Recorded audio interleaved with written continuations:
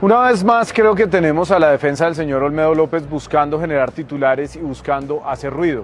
Esas declaraciones, por supuesto que generan titulares, que generan ampolla, pero pues el señor Olmedo López tiene que probar lo que dice, tiene que aportar pruebas, pero sobre todo, si realmente quiere cooperar con la justicia, tiene que empezar a devolver el dinero que se robó. Más allá de las discusiones sobre las personas que puedan estar o no involucradas, que deben investigarse, este señor debería empezar por devolver la plata. El mismo Olmedo López ha dicho que el señor presidente no sabía. Entonces, aquí, como siempre, hay contradicciones y hay una persona buscando un principio de oportunidad, haciendo unas acusaciones que yo no soy quien para decir si son o no ciertas, pero él sí tiene la obligación de probarlas. Una de las razones por las cuales solicitamos que se le reconozca a la unidad como víctima en los procesos que cursan en la Fiscalía es justamente para poder tener esa información. En el caso del Pastuso, en el caso de los carrotanques, se dice que el principio de oportunidad se cae porque son 17 empresas y no 3. Nosotros necesitamos que la Fiscalía nos entregue esa información para poder evitar que recursos públicos se sigan yendo a este entramado de corrupción.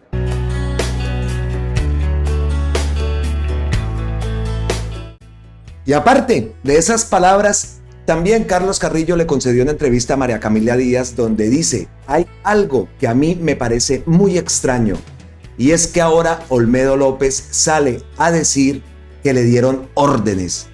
Yo ocupo ese mismo puesto y le puedo decir que mi único jefe es el presidente de la República, y Olmedo desde el día 1 dijo que el presidente no tenía nada que ver.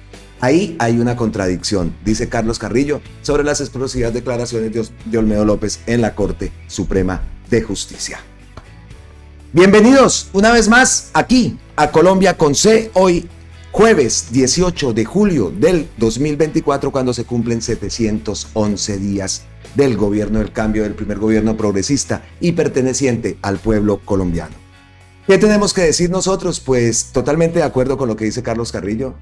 Todo lo que ha dicho Olmedo López y Schneider lo tendrán que probar ante la justicia. También, obviamente, estamos de acuerdo con el tema de que tiene que devolver la plata que se robó. Eso lo dice Carlos Carrillo. También lo escuchamos a Gustavo Petro decirle que si Olmedo López, de principio de oportunidad y todo este tema, antes que nada que devuelva la plata que se robó. ¿Dónde está la plata? En eso también obviamente estamos plenamente de acuerdo. Y también en lo que dice de que independientemente de las discusiones de las personas que estén o no involucradas, en este caso, las investigaciones deben seguir su curso. Pero aquí entonces ya tenemos que decir, ¿no? Nosotros siempre hemos dicho que estos temas tenemos que manejarlo con responsabilidad. Sabemos la forma como ataca y cómo actúa esta prensa, estos medios tradicionales, ¿no? Siempre lo hemos dicho y en este caso pues no va a ser la excepción. Pero sí llama la atención, por ejemplo, lo que se presentó el día de ayer, lo que supimos y lo que vimos por parte de la Corte Suprema de Justicia, donde rechaza, tanto la Corte como la Fiscalía, rechazan esa filtración del video de Olmedo López y pedirán una investigación. En este tema también tenemos que decir que ahí el tema de la filtración, como lo dice Julián Martínez, no son responsabilidad del periodista ni del medio de comunicación que las publica. Como lo digo, esto lo dice Julián Martínez, la libertad de prensa protege el derecho de la sociedad de enterarse de las cosas. Pero también es importante decir que una filtración es diferente a investigar en el periodismo. También continúa acá. Toda filtración tiene el interés específico de la fuente que la entrega. La filtración por sí sola, aunque sea escandalosa, no constituye una investigación periodística. La investigación debe hacerse con rigor y corroborando lo dicho por la fuente para que sea periodística. Y lo dice nada más ni nada menos que Julián Martínez, ¿no? Mis respetos para Julián, otro de los periodistas top en Colombia. Entonces dejamos claro eso, ¿no? En este caso, pues como dice Julián, la filtración no es responsabilidad del periodista, pero sí es responsabilidad de la Corte. ¿Quién filtró eso? Y ante eso, pues la Corte misma emitió un comunicado. Entonces, primera irregularidad ya, ¿no? No del medio, sino allá, de la Corte. ¿Quién filtró ese tema, no? Y ante ese tema de la filtración, porque nosotros hubiéramos querido entonces que hubieran hecho esa filtración, esa audiencia pública.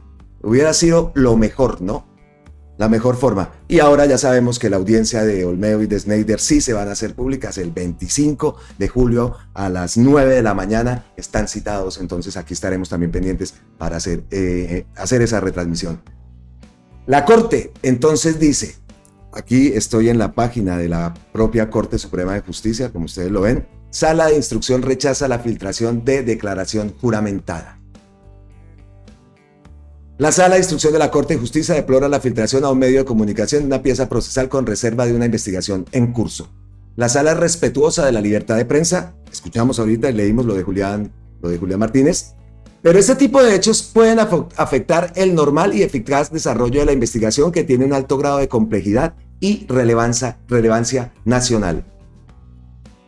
En esa etapa del proceso y antes de una eventual acusación, las declaraciones bajo juramento y la recolección de material probatorio tienen reserva por ley para garantizar los derechos de las partes y proteger los avances de las investigaciones. Por la gravedad del hecho, la Sala le pedirá a las autoridades correspondientes que se investigue la filtración que tipifica una conducta penal. La Sala se reunió de forma extraordinaria este miércoles para examinar el tema y decidió que el proceso del cual se dio la filtración pase al despacho del presidente de la Sala. Eso lo emite la Corte Suprema de Justicia. Y aquí no es como está, y ayer hablé y nombré a Félix de Bedú, le he hecho bastante seguimiento, es uno de los que más está atacando y más está diciendo que ya.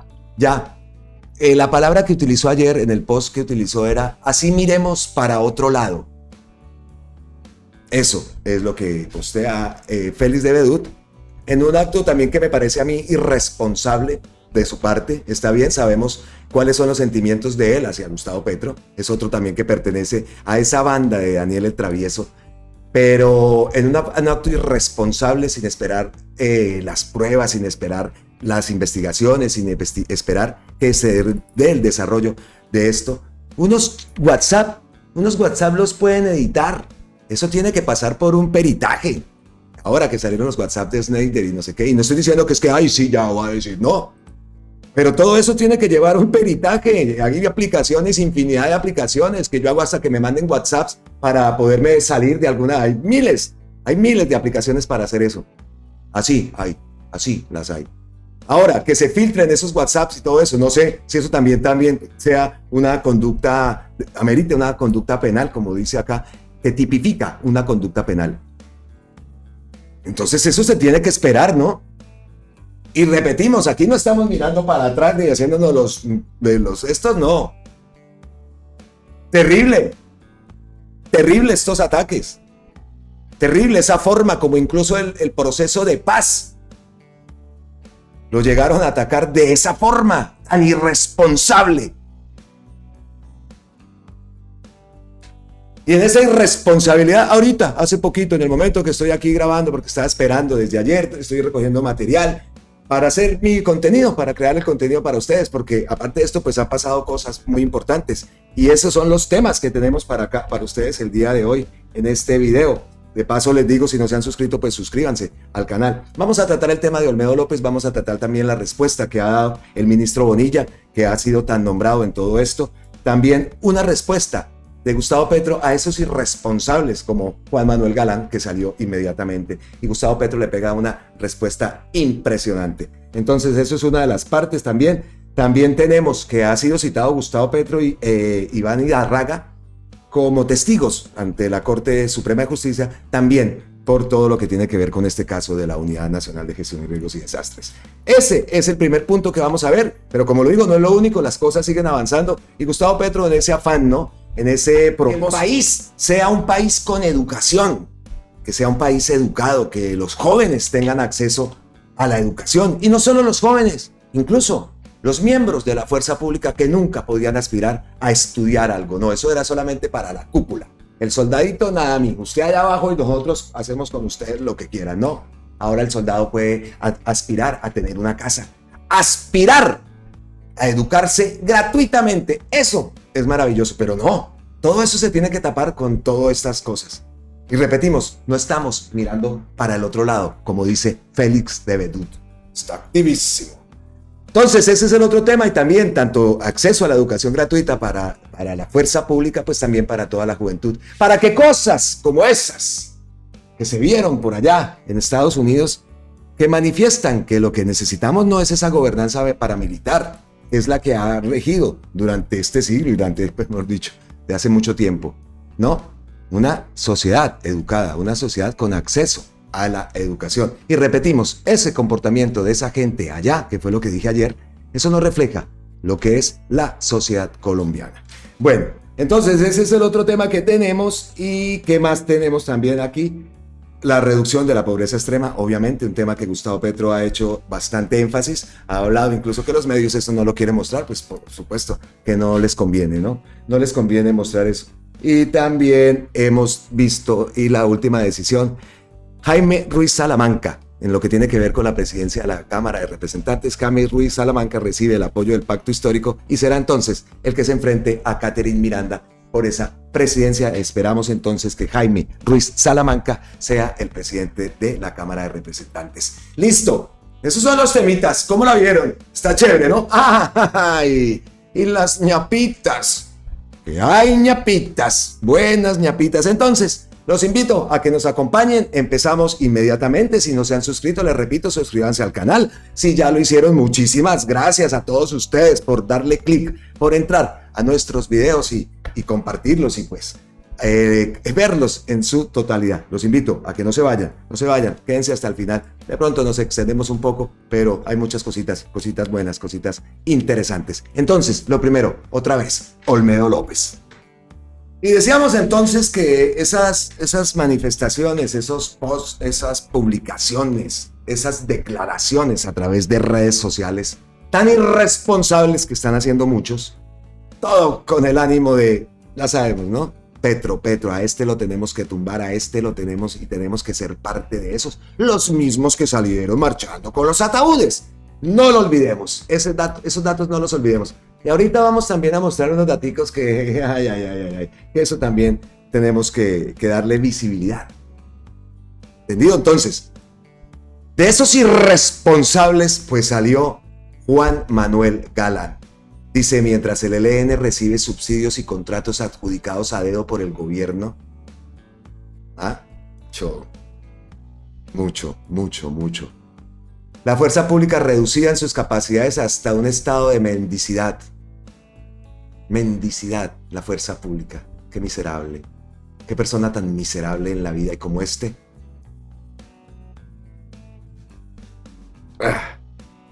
Necesitamos un gobierno que le dé todas las capacidades a nuestra fuerza pública para derrotar las estructuras criminales. Entonces ahí viene la respuesta de Gustavo Petro.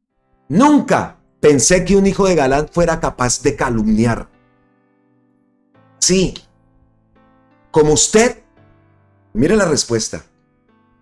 Como usted, Iván Cepeda Castro es hijo de un senador asesinado y es el que dirige con vera grave las negociaciones de paz con el ELN.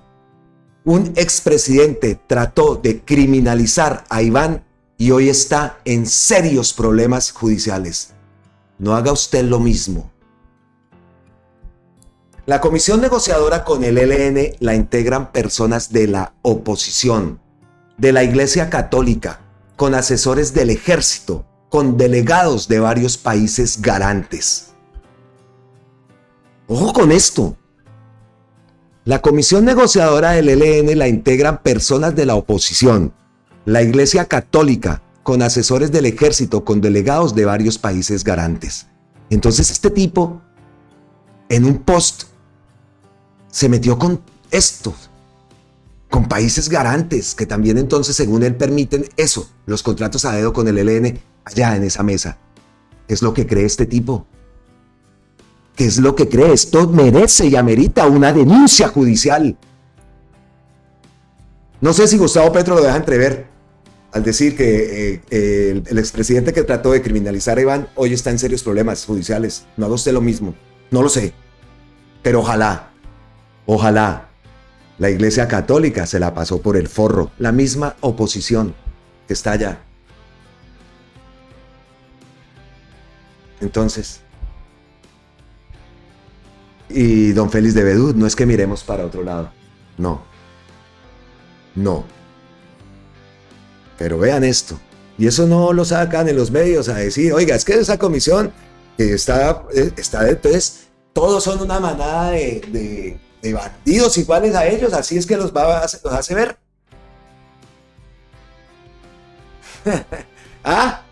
Hice una comisión negociadora tan amplia para garantizar precisamente la máxima transparencia y la participación. El gobierno solicitó que el ELN no regresara al secuestro y como es de público conocimiento, el ELN ha reafirmado su regreso a esta práctica terrible. El ELN lleva más de 65 años en la lucha armada. No se vende. Ojalá fuera así de fácil hacer la paz. Pero cualquiera que sepa la historia de Colombia sabe que terminar la guerra o algunas de sus prácticas no se hace con dinero. Las organizaciones ilegales de Colombia tienen fuentes de financiación ilícita mucho más poderosas que las contrataciones que les gusta a algunos políticos y que se practican desde hace décadas. Yo mismo denuncié los cupos parlamentarios del DRI en el gobierno de Pastrana, en debate político, y yo mismo pedí la renuncia inmediata de Olmedo apenas salieron las primeras sospechas periodísticas. Todos los miembros nacionales y extranjeros del gobierno y de la oposición saben que Olmedo ha calumniado el proceso de paz. No haga usted lo mismo que el bandido. Al menos tenga prudencia. En ese proceso se juega la vida mucha gente de nuestro pueblo. Es que lo que genera un mensaje de este tipo, de esa forma, es una actuación también de bandido, de miserable. ¿Cómo se le va a ocurrir lanzar un post así? Que sabemos que, listo, el odio a Gustavo Petro, que se pasan la paz total por el forro, que apoyaban a Rodolfo y a esa gente que los vimos allá, incluso Rodolfo les dio una patada a los Galán, les dio una patada fuera de aquí. Lagartos, ¿qué es lo que son? Venir a acusar así, listo, al gobierno sabemos lo miserable que es. Sabemos que no puede ver más allá de sus narices. Y estos son los intelectuales. Estos son los que no dicen groserías. Estos son, así son, de la calaña de esta gente. Terrible lo que lanzó. Y muy bien por la respuesta de Gustavo Petro. Y esperamos que ojalá esos países garantes muestren y manifiesten su rechazo a través de un comunicado. Y ojalá se tomen medidas legales. Porque esto ya no más. Y repetimos, aquí no estamos diciendo que no se hagan las investigaciones, independientemente de las personas que están o no involucradas en esto. No hay que ser irresponsables. Ya, y la gente se lo creyó y listo. Y sale el otro Félix de Bedú que este gobierno ya no hay vuelta atrás. Así. Y aquí dice que los miembros de la fuerza pública hasta un estado de mendicidad. Vamos a ver qué es lo que se está haciendo con la fuerza pública en el caso de la educación, por ejemplo. Los cambios tan fundamentales que ha tenido la fuerza pública para que venga a soltar así, semejante, o sea, mejor dicho, ya, no digo más. Increíble. Entonces, bien la respuesta de Gustavo Petro. Y aparte de eso, Gustavo Petro había enviado este post refiriéndose al ataque al proceso de paz. Entonces, un proceso de paz cuyos miembros de la comisión negociadora incluye hasta miembros de la oposición, que cuenta con presencia de la Iglesia Católica, los militares, que tiene como garantes a países extranjeros cuyas reuniones tienen acta pública, se enredó en una sucia transacción corrupta de contratos. ¿Qué manera tan sucia de usar algo tan sagrado como la paz en rebajar penas sin devolver la plata robada? ¿Qué manera tan sucia de usar algo tan sagrado como la paz en rebajar penas sin devolver la plata robada? El jefe de Olmedo era yo. Como yo soy el responsable de la política de paz y no una congresista de otro poder público a la que hasta este tiempo de mi periodo conozco. Mientras la violencia está al servicio de la corrupción, la paz no. Las negociaciones de paz con el ELN solo han logrado un primer punto de compromiso político. Cualquier financiación con el ELN, tal como sucedió con las FARC, se daría en la fase final, con la desmovilización definitiva de la violencia, y jamás se daría a través de la contratación pública. Aquí ya este comunicado lo leímos el día de ayer.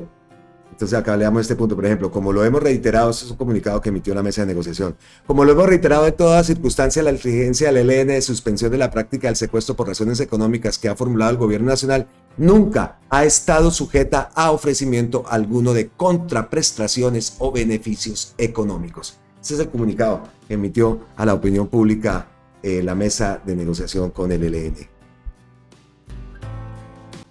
Delicado esto. Delicado el tema de las filtraciones y ese tema también tiene una opinión y a mí me encanta traer aquí a Roma Rosa y también tiene su estilo propio, ¿no? El gran abogado dice: ¿qué supone uno de las altas cortes? Dos togados de corte constitucional, el presidente togado José Fernando Reyes y Jorge Enrique Ibáñez, salen mintiendo sobre supuestas interceptaciones del gobierno y la Sala de Instrucción de la Corte Suprema de Justicia filtrando expedientes. Esas. ¿Qué supone uno de las altas cortes? ¡Qué descaro! Hacen el daño y después salen a disculparse. Golpe de Estado blando, ruptura institucional, constituyente ya. Me limité a presentar yo no formulé una denuncia, sino que me limité a presentar a consideración del presidente de la sala plena y del presidente de la corporación. Bla, bla, bla. Y aquí está el comunicado que emitió la Corte Suprema, que ya lo leímos, el que leímos de su propia página, rechazando las filtraciones y anunciando investigaciones. Aquí lo vemos. La Sala de Instrucción rechaza filtración de declaración juramentada. Ya hablamos también, el tema, las filtraciones no es culpa del medio ni del periodista. Pero si se hace, pues obviamente tiene que tener una investigación, ¿no? No es que entonces le filtra, ya lo da por hecho y va y lo publica, sin haber hecho una investigación, como lo digo, un peritaje, o bueno, qué sé yo, lo que requiera todo este trabajo investigativo periodístico, ¿no? Y en el caso de los WhatsApps, un WhatsApp mostrarlo como prueba, como lo digo, hay mil formas de hacer WhatsApps falsos, para ser infiel, para evadir una reunión. Yo incluso una vez instalé uno de que hacían llamada falsa. Que me metí por allá nos metieron por allá en Tunja, estábamos con mi esposa, una reunión allá no sé qué era lo que nos iban a vender por allá, que en Santa Marta, un plan de vacaciones, bueno, no me acuerdo. Pero uy, no, y yo tenía esa aplicación y cogí pim, adiós, y mi esposa me miraba como así, me fui. Me fui allá para esperarla afuera. Entonces, un WhatsApp merece y necesita un peritaje. Editarlos es fácil, crearlos es fácil. Hacer WhatsApps es lo más fácil del mundo. Eso requiere una investigación, ¿no? Antes de salir a decir y ya dar por hecho que sí, es verdad. Digo yo, ¿no? O sea, a mí me muestran un WhatsApp que yo no he enviado, yo lo primero que digo, amigo, eso hágame el favor, investiguen, tiene muchas cosas para hacerlo. Y mucho trabajo para que se haga y se investigue cómo se falsifica un WhatsApp o cómo se envía un WhatsApp de una cuenta. Eso es lo que hay, eso allá sí. Si hasta por el WhatsApp mismo te roban tus datos. Entonces, eso es lo que yo digo, ¿no? No es mirar para otro lado, es ser responsable. Eso es lo que... Y quieren llevar esto a unos niveles de golpe. Eso es tan increíble, eso es tan... Bueno, Sí, dijimos también en la intro que la Corte Suprema de Justicia citó a Gustavo Petro para declarar sobre el escándalo de corrupción en la Unidad Nacional de Gestión de Riesgos y Desastres, y también llama a declarar al ministro de Salud Guillermo Jaramillo y el secretario de Transparencia Andrés Idarraga. La noticia ocurre después de que fuera señalado en el escándalo de corrupción el ministro de Hacienda Ricardo Bonilla. Esto lo publica El País, América, Colombia, y aquí tenemos la cuenta de Andrés Idarraga. La Corte Suprema me ha convocado en calidad de testigo a declarar en el marco de la investigación en contra del presidente del Senado, Iván Name, y de la Cámara, Andrés Calle. Como denunciante del caso Carrotán, que es Unidad Nacional de Gestión de Riesgos y Desastres, continuaremos facilitando todos los elementos necesarios para que se avancen las investigaciones y para que Colombia conozca la verdad. Eso es lo que queremos. Queremos la verdad. Y el ministro Bonilla ha enviado un comunicado, es un comunicado en su cuenta de X. El ministro dice: afrontaré con respeto por la justicia cualquier examen sobre mis actos oficiales. Mi inocencia, más allá de cualquier sombra de duda, prevalecerá con pruebas y argumentos que aportará mi equipo jurídico, sin distraerme de mis verdaderas obligaciones. Entonces, ese es el post que vemos aquí, que ha publicado el ministro Bonilla. Entonces, pues esperamos el trabajo del equipo jurídico, esperamos que avancen las investigaciones sin mirar para otro lado, sin escondernos y venir aquí a tapar. Pero sí, lo que es que definitivamente... Y todo esto es orquestado. O sea, ayer lo traté de hacer ver en el video, no sé si ustedes vieron la intención de lo que quería mostrar, de cómo incluso seguramente, y no estoy diciendo que sea así, ¿no?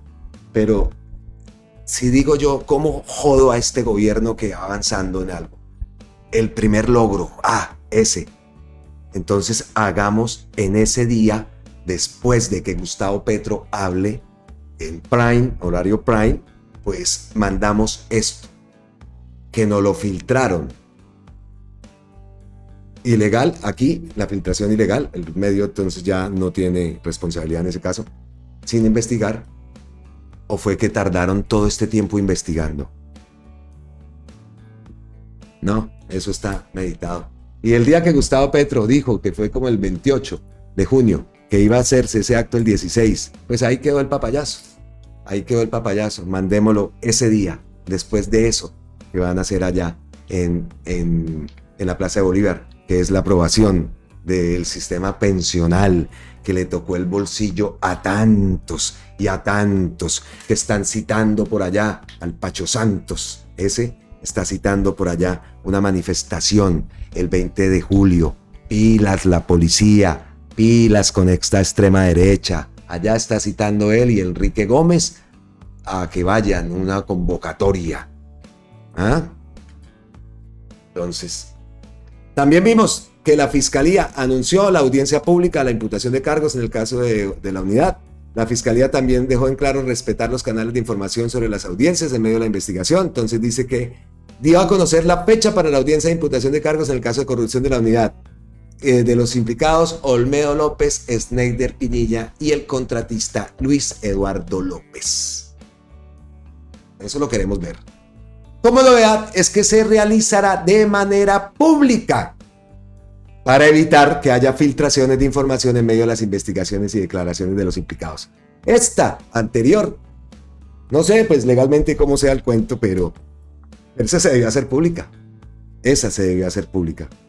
Como siempre las han hecho. Incluso la de Matarife fue pública. Nosotros aquí las hemos transmitido. Entonces estamos pendientes. Ya lo dejamos anotado en el calendario. 25 de julio, 9 de la mañana. 9 de la mañana, o sea, eso viene a ser a las 5 de la tarde, hora de Europa. Se realizarán las primeras audiencias de imputación y solicitud de medida de aseguramiento. Entonces, pues estamos pendientes de todo ese tema. Oiga, y al propósito, ¿no? A propósito, Pierre García, como dice Nilsson, Pierre García, exdirector de Prosperidad Social que se robó hasta donde más no pudo, está en libertad y fuera del país.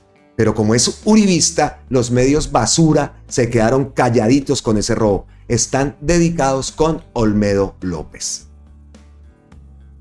Y sin salirnos del tema de Olmedo y del tema que vamos a pasar ahorita, que son unos punticos que tenemos que también tocar, Gustavo Petro ha hecho pública, se supo en esto, no solo Gustavo Petro, bueno, se supo en las últimas horas ese éxito rotundo, como lo dice y lo define el presidente, la reducción de la pobreza extrema. Ese tema, dice Gustavo Petro, no lo han querido tocar en los medios. Esos temas, esos logros no se tocan, por supuesto que no. De eso no se habla. Entonces Gustavo Petro envió un post donde cita ese éxito rotundo, como lo define y como lo definimos todos, hombre. La reducción de la pobreza extrema es un gran avance también en Colombia. Hombre que sí. Y ahora en lo que tengo preparado para la segunda parte, vamos a ver por qué. En la tercera parte, vamos a ver por qué se ha presentado esta reducción de la pobreza y cuáles han sido los factores que han hecho que esa reducción se manifieste y se presente tan alta. Bueno, entonces decía Gustavo Petro, no les gusta comunicar ese éxito rotundo del gobierno y por eso tratan de mancillar al gobierno con el tema más sagrado de todos, la paz. Pues sí, señores. La paz no se hace con contratos oscuros, la paz se hace reduciendo la pobreza como lo estamos haciendo y bajándola de los niveles terribles en la que la dejó el pasado gobierno. Al mismo tiempo que hicieron trizas la paz, dejaron empobrecer a los colombianos usando la deuda para subsidiar ricos y para robarse los dineros públicos. Ahora estamos corrigiendo tamaña injusticia con éxito. La sola reforma pensional bajará en 7 puntos la pobreza en Colombia. Lo prometido es deuda y estamos cumpliendo. Por eso censuran las noticias positivas para Colombia, con la argumentación de los abogados que me querían poner preso para impedir mi inscripción como candidato presidencial, siendo miembros de la Fiscalía. Las palabras del acuerdo serán creíbles si se entrega hasta el último peso de lo robado. Lo demás es una estrategia para salir de la cárcel y repartirse el botín. Las palabras del acusado serán creíbles si se entrega hasta el último peso de lo robado. Lo demás es una estrategia para salir de la cárcel y repartirse el botín. Y es una excusa para que la oposición y la prensa censuren los éxitos contundentes del gobierno en su afán de regresar al pasado de la violencia, la injusticia y la sangre. Esta estrategia busca no solo ocultar éxitos, sino frenar el cambio. Toda la tercera edad hoy está invocada a movilizarse, no dejar perder los derechos adquiridos a pensionarse y a vivir en dignidad. Lula dijo, les molesta que hasta se les dé un plato de sopa a los pobres, pues aquí lo están demostrando con creces. La agenda opositora y su prensa pasa por detener los cambios, hacer trizas la paz. Triste país si lo logran y no lo van a lograr. ¿Cómo así? Triste país si lo logran y no lo van a lograr. Es que no lo van a lograr. Pero algo se tiene que hacer, no se puede quedar en esto. No se puede quedar en palabras, es que qué impotencia tan grande definitivamente. La impotencia es gigantesca, es gigantesca. Entonces ahora vienen estos daticos que vienen bien. Publica Akhenaton, Yokerato. Ahora que Noticias Caracol está sacando noticias viejas para ocultar el histórico y altruista hecho de la sanción a la reforma pensional, les pido que nos digan qué pasó con el narco Calzones y con esta animada celebración. Aquí vemos esto, ¿no? La imagen, la vemos. Bueno. Ojo con esto. La Fiscalía acusó a 2 supuestos integrantes de la Cordillera en el crimen de Lucas Villa. Acá dice, acusó a 2 supuestos integrantes de la Cordillera, la Fiscalía. El homicidio del estudiante ocurrió el 11 de mayo del 2021 en Pereira Risaralda. La Fiscalía General de la Nación acusó formalmente a los hermanos Jonathan Steven y John Alexander Mejía Hurtado, quienes al parecer harían parte del grupo delincuencial La Cordillera. estaría detrás del crimen del estudiante Lucas Villa Vázquez, ocurrido el 5 de mayo del 2021, en el viaducto Quiona Pereira con Dos Quebradas, Risaralda. Los procesados deberán responder en juicio por los delitos de homicidio agravado y tentativa de homicidio agravado, concierto para delinquir y fabricación, tráfico y porte de armas de fuego. En medio del atentado contra el estudiante, 2 personas más resultaban heridas, entre ellas un menor de edad. Los hermanos Jonathan Steven y John Alexander Mejía fueron capturados y judicializados por estos hechos en julio y en octubre del 2023. Estos 2 hombres habían participado en la planeación del crimen, la definición de la logística y la ubicación de los 3 hombres que vigilaron los movimientos de la víctima y le dispararon la noche del 5 de mayo de 2023. La investigación de la Fiscalía concluyó que Jonathan Steven Mejía, alias Turán, para la época de los hechos, habría sido el jefe de sicarios. Su hermano, alias Carevieja, al parecer fue el articulador del tráfico de estupefacientes en el barrio San Judas Tadeo de Dos Quebradas, Risaralda. Al parecer, recibieron las instrucciones de asesinar a Villa Vázquez porque las movilizaciones que promovía sobre el viaducto impedían el paso de las sustancias ilícitas, situación que afectaba las rentas ilegales de la cordillera, informó la Fiscalía. ¿Cómo la ven? ¿Cómo la ven? Entonces, pues, volvemos a esta imagen, ¿no? Pues, ahí está. Un recorderis, ¿no?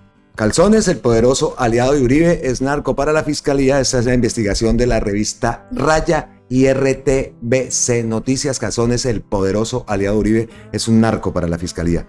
Raya y RTBC revelan el organigrama de inteligencia y documentos ocultos de la Fiscalía que reseñan que César Augusto Giraldo Montoya Calzones es un narcotraficante en la primera línea de la organización criminal La Cordillera.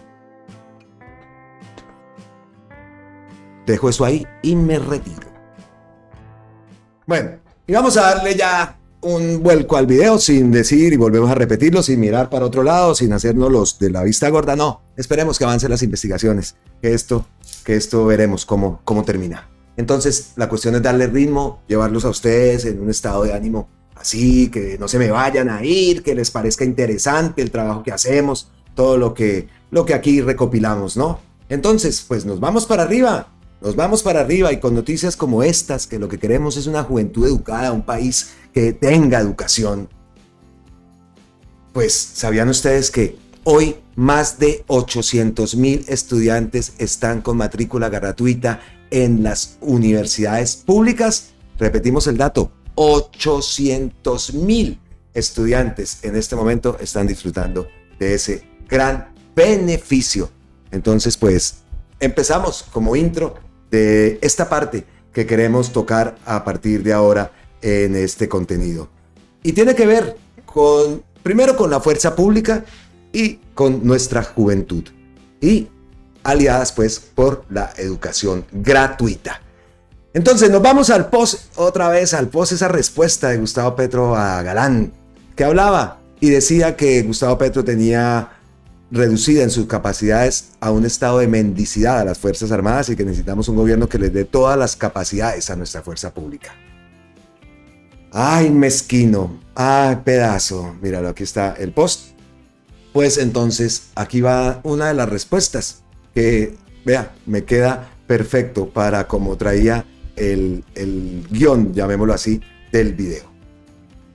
Entonces, ayer se presentó en la Universidad Militar, la Universidad Militar Nueva Granada, un acto donde Gustavo Petro estaba hablando de esto, de la gratuidad, de la educación gratuita en el país. El público que tenía eran miembros de las Fuerzas Armadas, miembros de las fuerzas públicas. Les habló y les decía que incluso para ganar la guerra también había que estar capacitados. También tenía que tener una educación.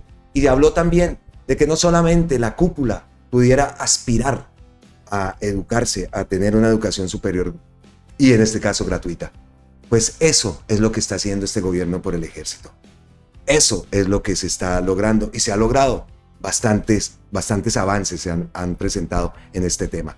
Entonces traigo unos fragmentos de los videos del pronunciamiento de Gustavo Petro ayer, como lo digo, en la Universidad Nueva Granada y la Universidad Militar Nueva Granada. Y pues vamos a ver de qué se trata todo esto de lo que habló Gustavo Petro el día de ayer. Entonces, como decimos, el evento se realizó este miércoles en la Universidad Militar Nueva Granada en Bogotá, donde el gobierno del cambio en cabeza del propio Petro reafirmó su compromiso con la educación superior gratuita y de calidad en Colombia como la base fundamental para la construcción de oportunidades para la paz y la justicia social. Hablaba mucho Gustavo Petro ayer también de la discriminación, ¿no? Entonces, pues todos esos temas los tocamos.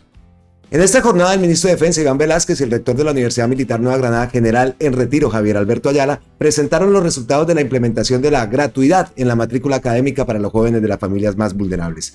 Estos resultados abarcan tanto a los estudiantes de Escuela de Formación de la Fuerza Pública a través del Ministerio de Defensa, como los estudiantes de pregrado de las instituciones de educación superior públicas, que son beneficiarios del programa Puedo Estudiar del Ministerio de Educación.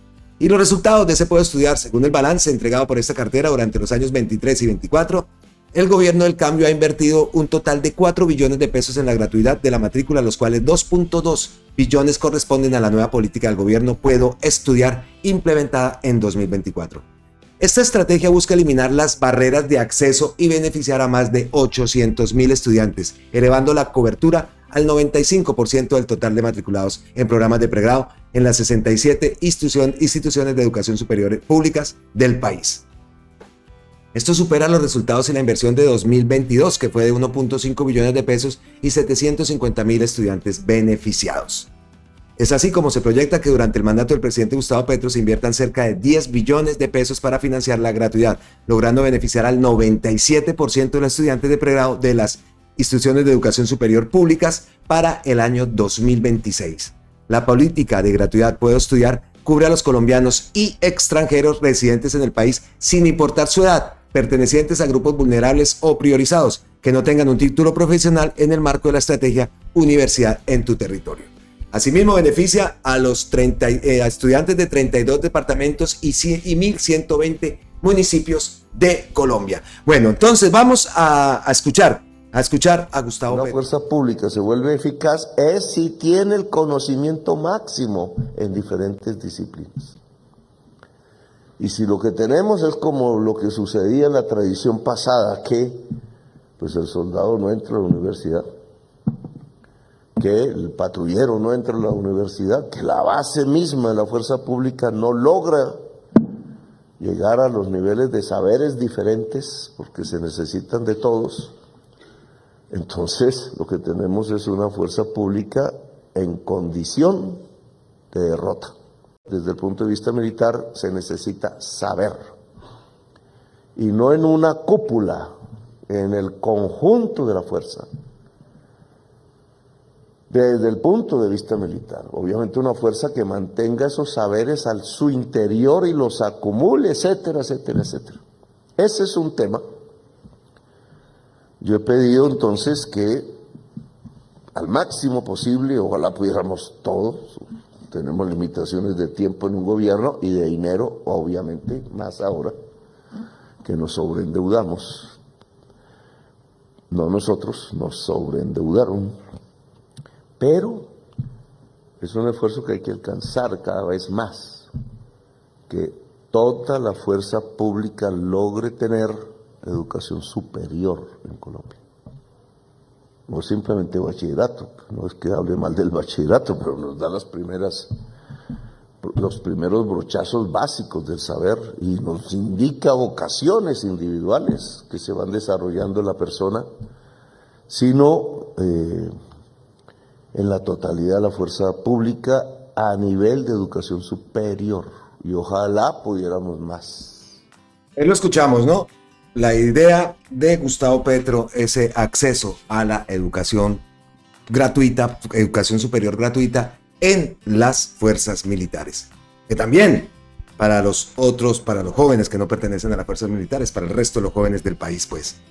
Pero estamos acá enfocados en las fuerzas militares y respondiéndole un poco a Galán, ¿no? Dice también acá en la página de la presidencia que su parte del Ministerio de Defensa, en el marco de la implementación de las políticas sectoriales de bienestar y de educación, firmó el 10 de noviembre del 2023 el decreto 1907 que reglamenta la gratuidad en la matrícula académica en las escuelas de formación de la fuerza pública.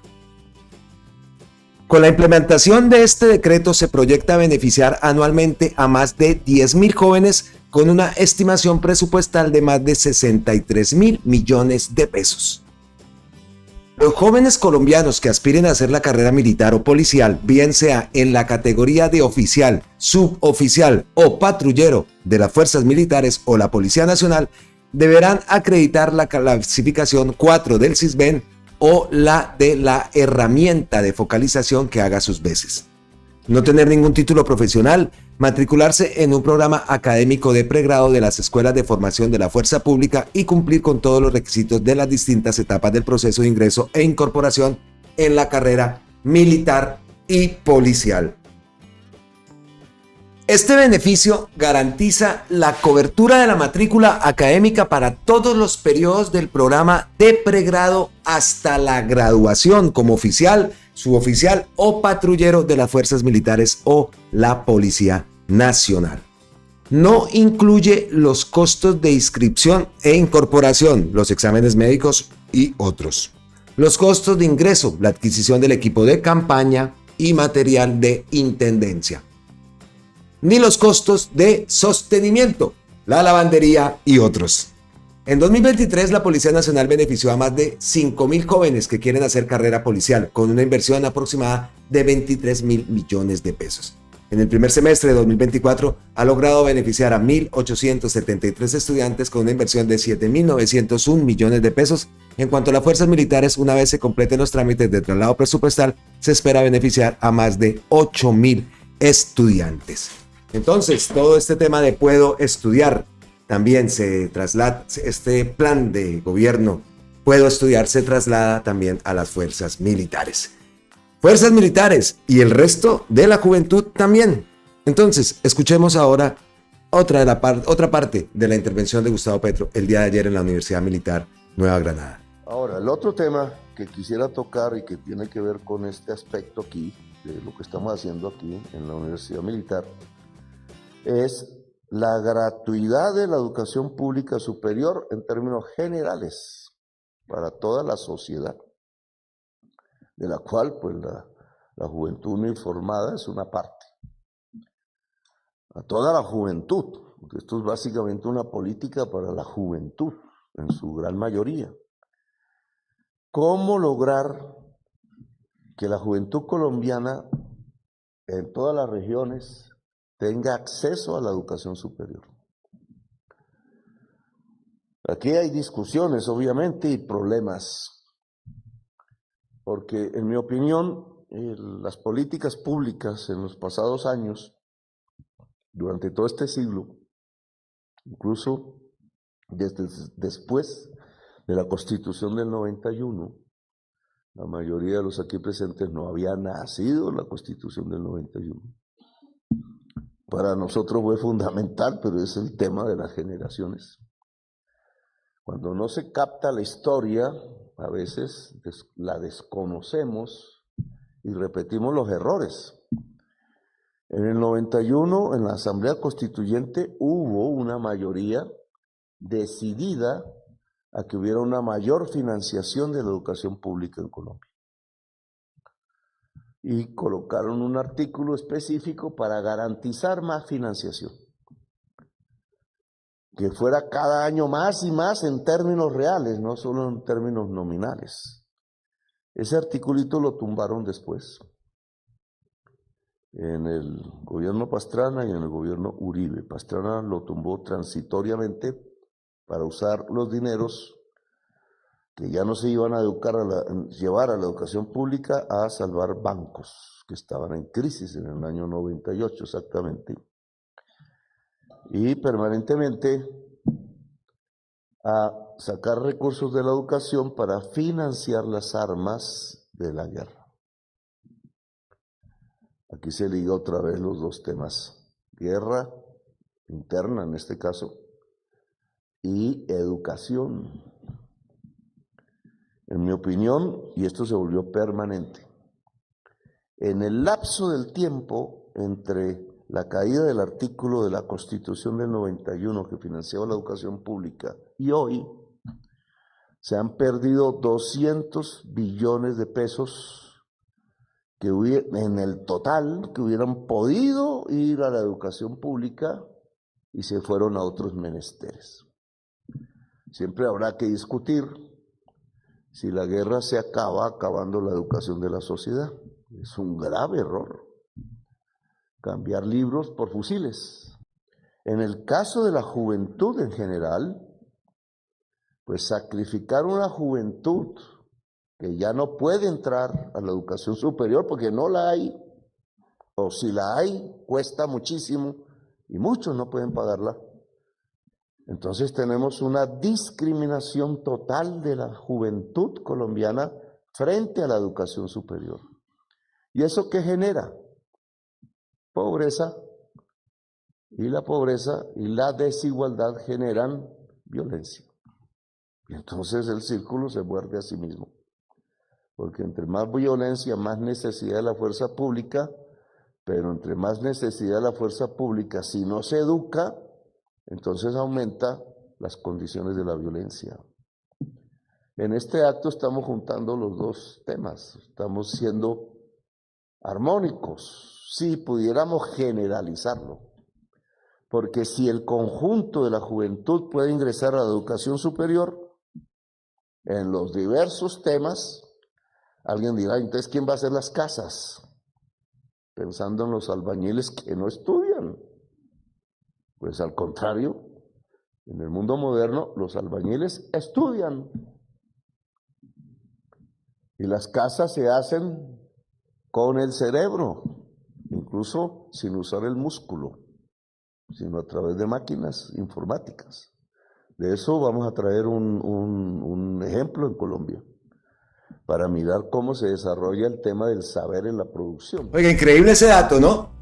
En el lapso de tiempo entre la caída del artículo de la Constitución del 91 que financiaba la educación pública y hoy se han perdido 200 billones de pesos que hubieran podido ir a la educación pública y se fueron a otros menesteres.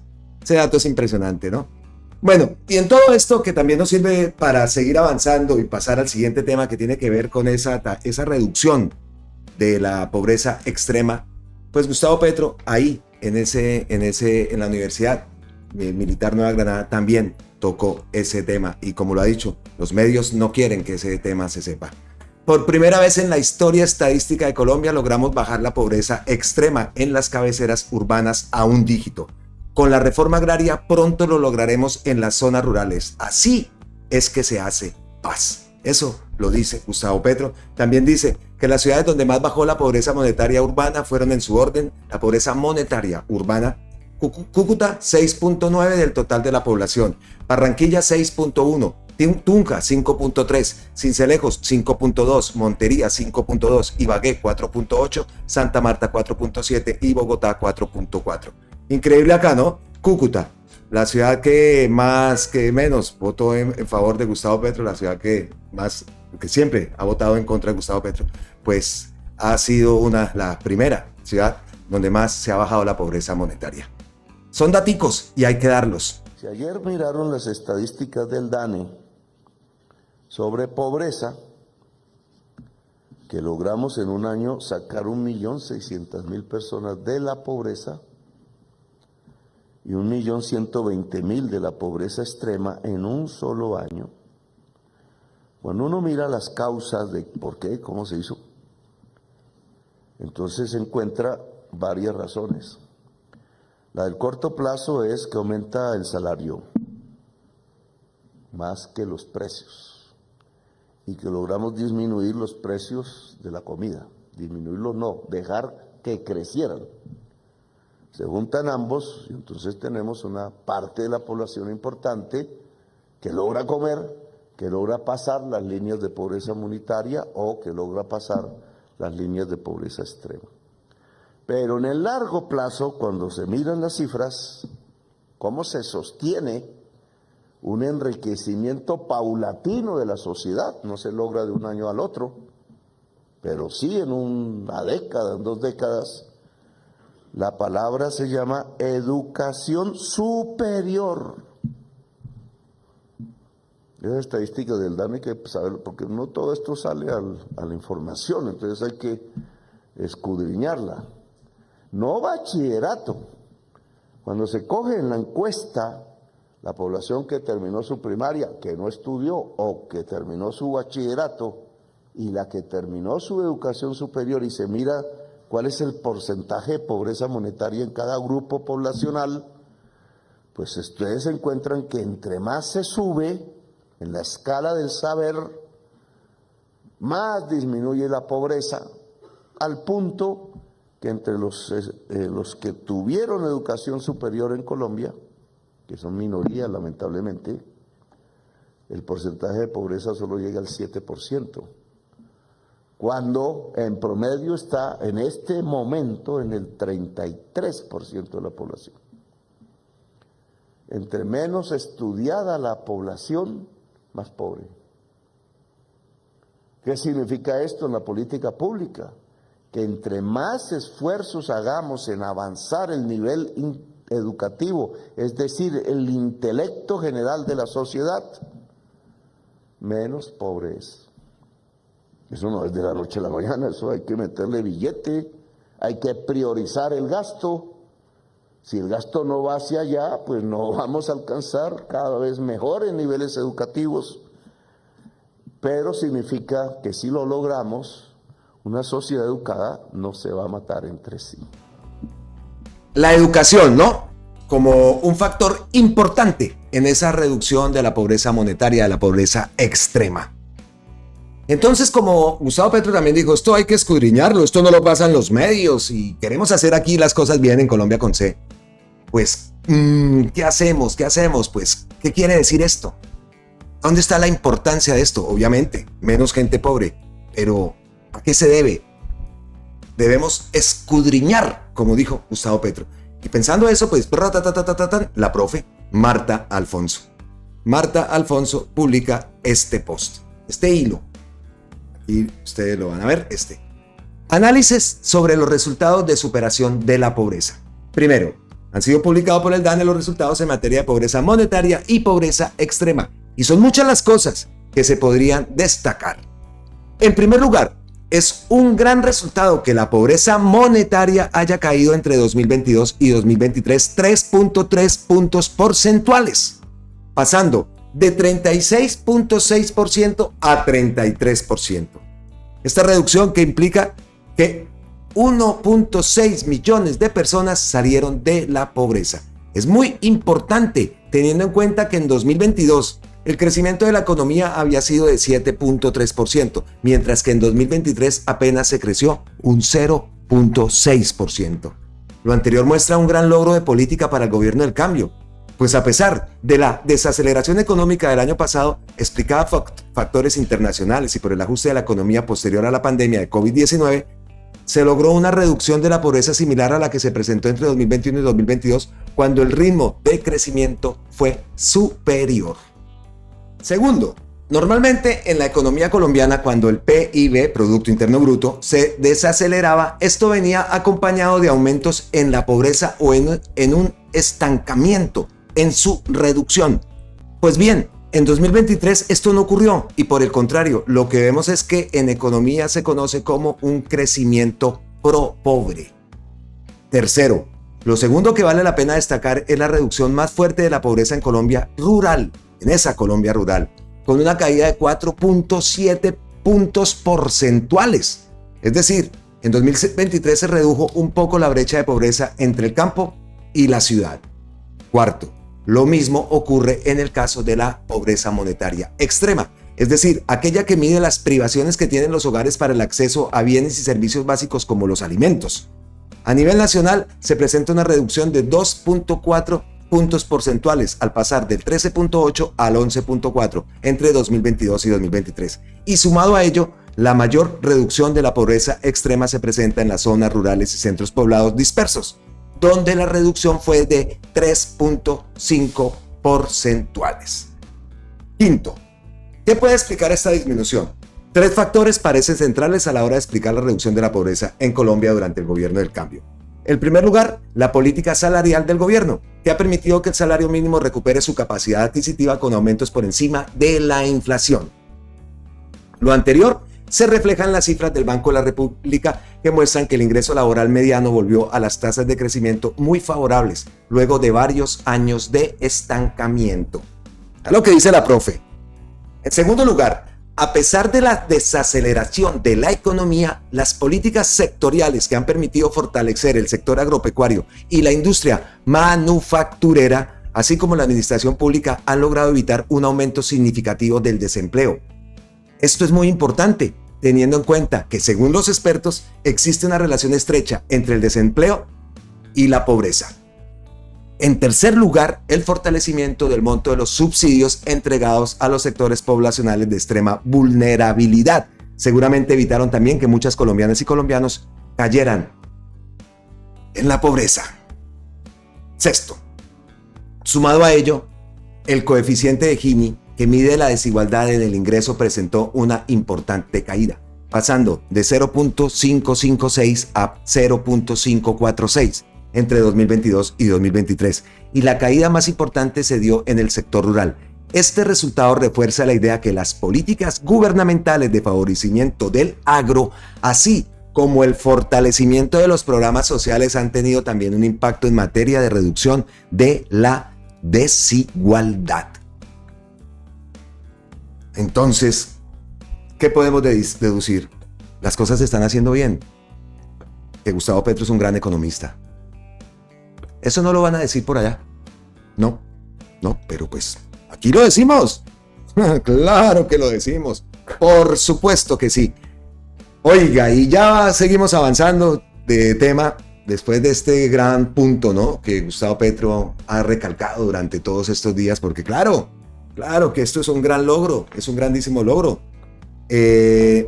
Siguiendo con la representante Marta Alfonso, que queríamos que fuera la presidenta de la Cámara de Representantes, por supuesto que sí, pero pues ellos acordaron que no, que iban a apoyar a otro representante, y entonces ahí, siguiendo con Marta Alfonso y con el Partido Verde, pues nos vamos a la siguiente noticia, y tiene que ver con esa presidencia de la Cámara de Representantes, donde supimos que el pacto histórico, aquí tenemos a David Racero, con un comunicado a la opinión pública, por unanimidad de la bancada, apoya la candidatura a la presidencia de la Cámara de Jaime Raúl Salamanca, quien tiene el apoyo mayoritario de su partido.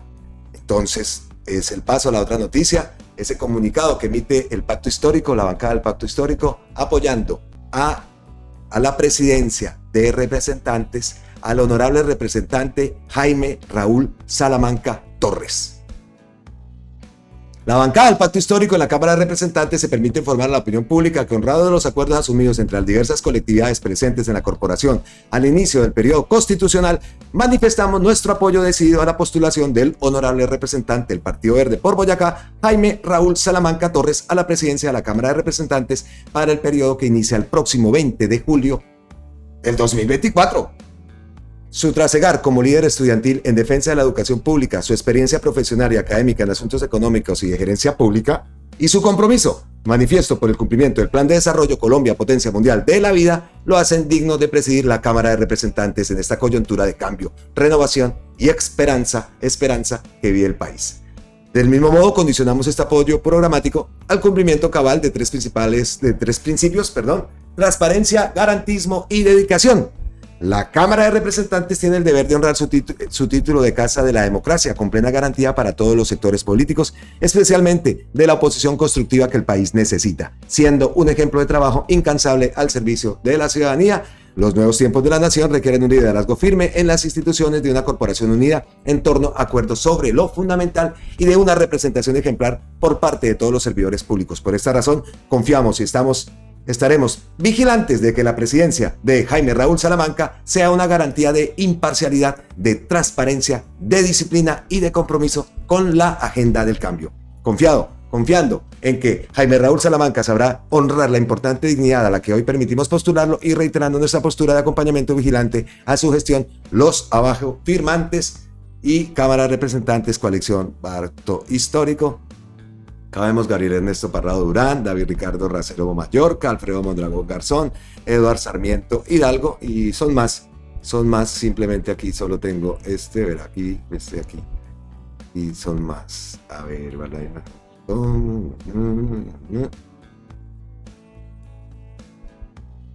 Aquí vemos Gabriel Becerra, Leider Alexandra Ochoa, Carmen Ramírez Boscán, Norman Bañol Álvarez, Alejandro Ocampo, María Fernanda Carraspal, Pedro José Suárez Vaca, Alirio Uribe, Gildardo Silva Molina, Jorge Hernán Bastida Rosero. ¿Qué más hay por aquí? ¿Hay otra más? ¿Otra más? Creo que sí. Esta, a ver.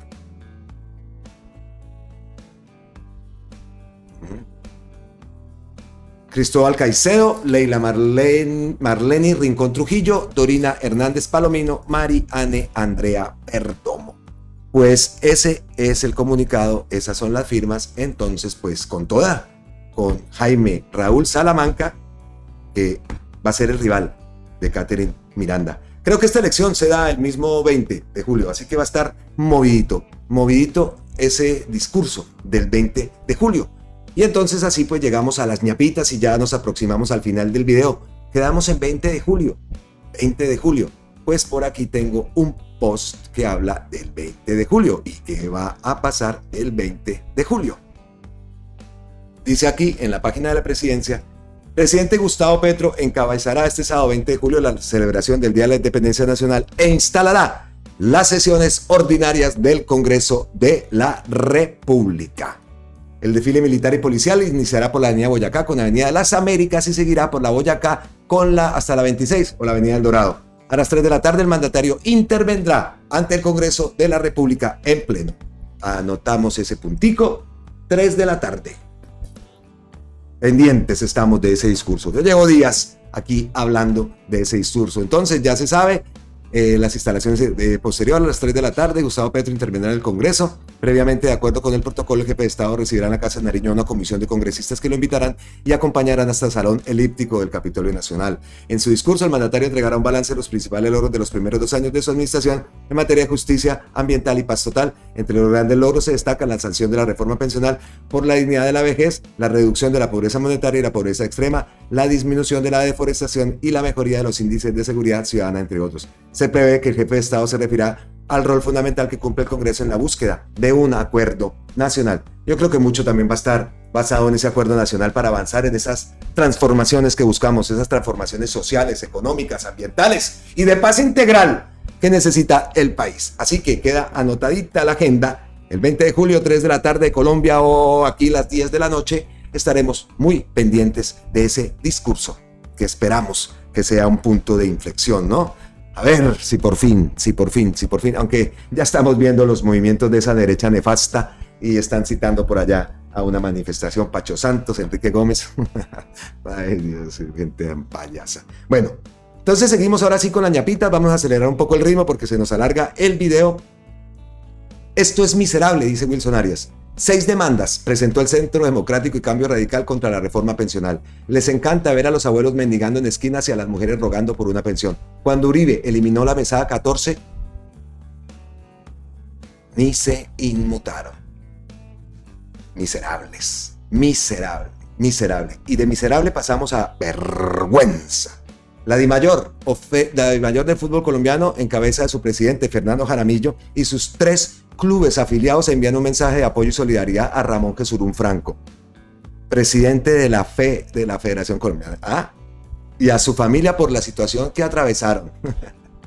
Y entonces ahí dice Mónica Rodríguez: qué vergüenza, señor Dios mío, qué vergüenza. Oiga, y ahorita se está presentando una polémica grandísima en estos momentos ahí con Petro y que entonces dice: Petro aseguró que las razas no existen, dice Blue, y que son un invento de los nazis. Pero es que esta gente de verdad, perdón que lo diga, de verdad. Entonces por ahí le ha contestado y le ha dicho que investiguen y tal. Entonces yo me puse, y esto yo ya lo había leído hace bastante. Esto ya lo había tocado, no sé si por Petro, bueno, este tema ya lo habíamos visto. Pero así son. La explicación científica de que por qué no existen las razas humanas. No hay fundamento para invocar la existencia de diferencia entre raza blanca y raza negra. Lo que sí existe es la diversidad genética en la especie humana. Al decir que alguien es blanco o negro, es posible que pensemos que pertenece a una categoría biológica definida por su color. Mucha gente cree que la pigmentación de la piel refleja la pertenencia a una raza. Es un artículo de ABC.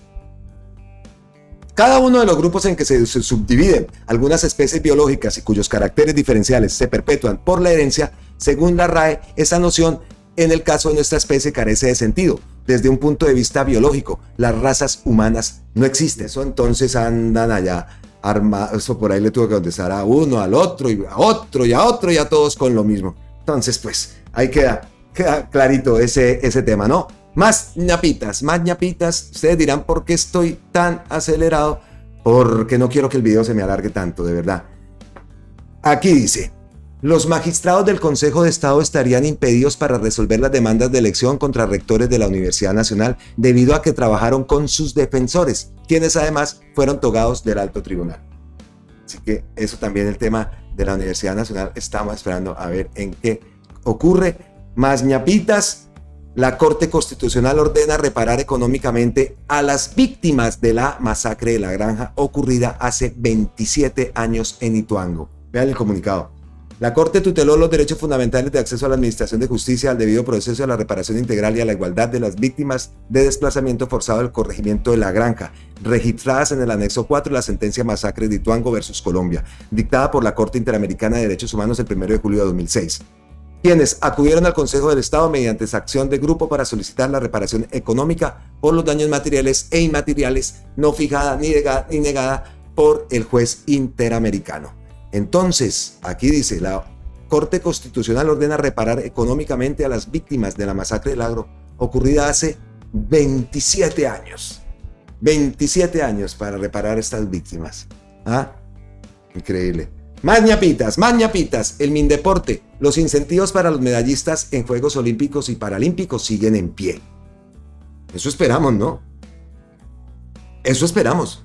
Un comunicado de prensa publicado por el Ministerio del Deporte desmiente que las bonificaciones para los medallistas hayan sido disminuidos. También aclaró que para los Juegos Olímpicos y Paralímpicos de Tokio 2020 se remitió la resolución 1262 en 2021, que aumentó los incentivos en un 10% para medallistas de oro y un 5% para plata y bronce. Sin embargo, esto solo aplica a los medallistas de Tokio. Mencionó también que el ministerio ha asignado recursos para la preparación y participación de atletas y atletas de cara a París 24. En total, desde 2022 a 2024 se han destinado 85 mil millones de pesos para ese sector. A pesar del recorte en el presupuesto general de la Nación, el ministerio sigue comprometido con los programas de apoyo para aumentar el rendimiento de los deportistas y ampliar la participación de las distintas disciplinas deportivas en competencias nacionales e internacionales.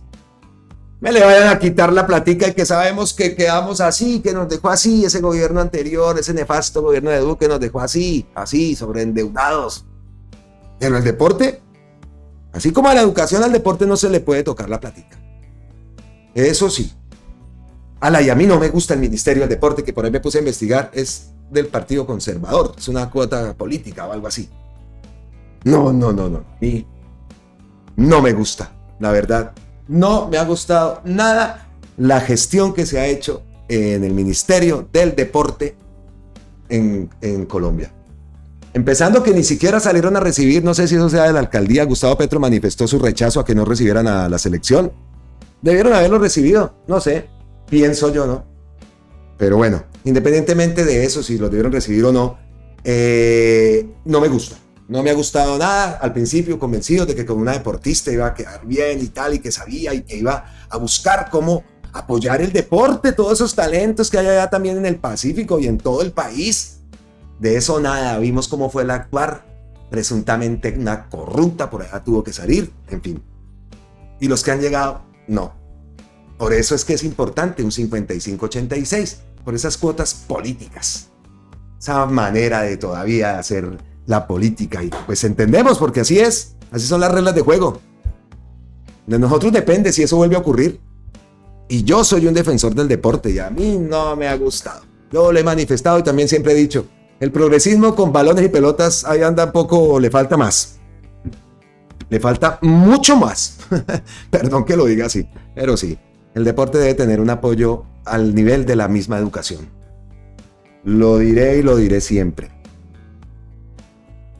Entonces, pues, ahí queda, ¿no? Ahí queda ese mi punto de vista, ¿no? Con el mayor respeto lo digo. Pero, sí, no. Oiga, mano, y una victoria para Santander y para Colombia, mano. Una victoria más, Colombia gana millonaria demanda contra la minera canadiense en el páramo de Santurban, man. El Estado colombiano venció en tribunales internacionales a Eco Oro por supuesto incumplimiento al TLC con ese país en caso de explotación minera en el páramo. El caso comenzó hace 8 años cuando la multinacional Eco Oro demandó al Estado colombiano ante el Tribunal de Arbitraje, institución encargada de medir las disputas legales entre empresas y estados, por $690 millones que hoy con intereses sumaría más de 1.100 millones de dólares. La demanda de Eco Oro, la transnacional canadiense alegaba que hubo irregularidades en la implementación de la prohibición de la minería en el páramo de Santurban. ¿Esto es qué? Según el demandante Eco Oro, las medidas de protección de los ecosistemas constituyeron una expropiación indirecta de su inversión. No obstante, el tribunal arbitral falló a favor de Colombia a pagar 0 pesos, ya que Eco Oro no logró probar que con el accionar de las autoridades colombianas el punto de prohibir la explotación minera en el interior del páramo Santurban se le haya causado perjuicio alguno, declaró César Palomino Cortés, director de la Agencia de Defensa Jurídica del Estado colombiano. Perfecto. ¿Qué tal, no? Todavía van y demandan. A ver, Dios mío, que llegue una empresa colombiana allá a Canadá a sacarles por allá las cosas y esto no, oiga, que no, nada, venga, los demando y no, eso es así. No, bueno, pues muy bien por Búcara, por Santander, por esa zona del país y por Colombia. Por supuesto, que por Colombia, por nuestros páramos, por el agua. Así que excelente noticia. Oiga, y hablando de agüita. Como Caracol y RCN traemos aquí a la de Fénix, como Caracol y RCN se la han pasado solo desproticando con retiros, con refritos contra el gobierno Petro, ni por equivocación le han dado despliegue a lo que merece esta grandiosa obra. La Guajira tendrá la solución definitiva para el suministro de agua potable, para llevar agua a más de 1 millón de personas. Y hay un video institucional, pues hombre, vamos a darle gracias a la de Fénix. El gobierno nacional ha estructurado la solución definitiva para el agua potable en La Guajira. Estas son las etapas del proyecto que llevará agua a más de 1 millón de personas. Primera etapa, construcción de plantas desalinizadoras en el extremo norte de La Guajira. Segunda etapa, construcción del sistema de conducción del agua del embalse El Cercado en Hato Nuevo hasta Maicao. Tercera etapa, construcción del sistema de conducción desde Maicao hasta Uribia. Cuarta etapa, construcción del sistema de conducción desde Uribia hasta Puerto Bolívar. El sistema de conducción contará con redes secundarias y capilares para llevar el agua a más de 1 millón de personas de La Guajira. Qué buena noticia para nuestra Guajira, Misión Guajira. Eso quiero verlo personalmente. Más noticias positivas, ya cerramos ahora sí. Esta es la última que tenemos. Gustavo Petro revisado, todavía no ha posteado nada así nuevo. Nos unimos para conectar los territorios de Colombia, informa la Aeronáutica Civil colombiana, hoy en la primavera bichada, en un trabajo articulado de la Aerocivil con ingenieros EGC, ingenieros del Ejército, ingenieros militares, Colombia Ejército en territorio, la orden que dio Gustavo Petro del Ejército implicado en todo esto. Iniciaron las obras de mejoramiento en los aeropuertos para el cambio. Allá vemos, vea, una pistica para los territorios por allá en Bichada. Es esto en primavera bichada. También dice, en un acto simbólico colocamos la primera piedra en el aeródromo La Primavera. En el gobierno del cambio, el presidente Gustavo Petro priorizó los aeropuertos sociales para conectar las regiones de Colombia con el mundo. La conectividad aérea social es una realidad. Aquí vemos los ingenieros. Sí, señores, ahí colocaron la primera piedrita, véala, ahí está, una más. Entonces, en primavera, en el Bichada, se ha presentado esta nueva construcción, esta piedra en la construcción del nuevo aeródromo. Entonces, pues, muy bien, los aeropuertos, la conectividad, aeropuertos para el cambio. Que todas estas cosas, como lo dicen, no pasan desapercibidas por estar en los refritos, como dijo el ave Fénix. Y así entonces, llegamos al final de este video. He revisado la cuenta de Gustavo Petro, por ahora no hay nada nuevo, están ahí dándole con lo de la raza y tal. Bueno, entonces nosotros nos despedimos, les damos a ustedes las gracias infinitas, eternas, totales. Gracias. Les enviamos abrazototes. ancestral desde la distancia. Les enviamos miles y miles de bendiciones para todos ustedes. Esperamos que que tengan un resto de día genial, feliz. Nosotros acá seguiremos sudando como pollos. La temperatura está impresionante, eso no se soporta uno, y aire acondicionado ni nada, eso tanto aire también es enfermizo. Toca salir a la calle a buscar un poquito de aire, que ni corre aire. En fin, vaya verano está, y eso que todavía no hemos llegado a agosto. Entonces aquí seguiremos sudando la gota gorda. Nos vemos en la próxima. ¡Mua, mua, mua! Chao.